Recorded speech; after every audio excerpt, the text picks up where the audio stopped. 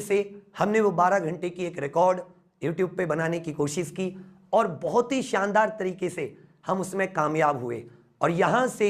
YouTube पर एक अलग ही क्रांति की शुरुआत होती है। ये जो मोमबत्ती की जंग थी, ये जो भरोसा था हमारा हमारे ऊपर, ये जो हमारा आत्मविश्वास था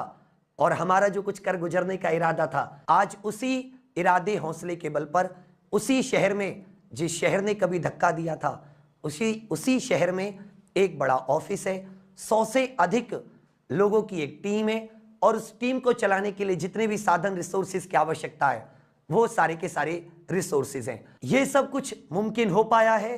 तो उसी मेहनत और उसी हौसले की वजह से, वही हौसला जिससे मैं मोमबत्ती की रोशनी में अपनी किस्मत ढूंढा करता था, वही हौसला जो बार बार गिरने के बावजूद मुझे उठने के लिए, दोगुने उत्साह से उठने के लिए मजबूर कर देता था, वही हौसला जिसने मुझे कभी टूटने नहीं दिया।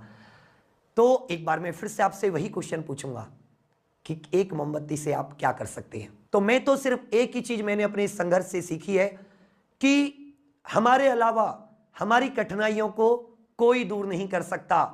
और जब भी ईश्वर को हमसे कुछ करवाना होता है, तो जैसे हम सरकारी नौकरी का कोई टेस्ट देते हैं और यदि हम उस टेस्ट में पास होते हैं तो वो सरकारी नौकरी, तो वो सरकारी काम करने का पद हमें मिलता है, वैसा ही जब ईश्वर हमें कुछ देना चाहता है तो हम उसके लायक हैं या नहीं हैं, तो वो हमारा एक टेस्ट लेता है और वो हमारा टेस्ट लेता है हमें कुछ कठिनाइयों में डालकर।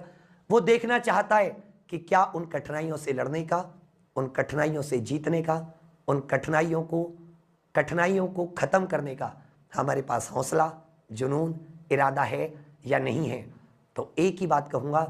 कि इरादा रखिए, एक दिन आप उन कठिनाइयों से जरूर जीत जाएंगे। थैंक यू, धन्यवाद।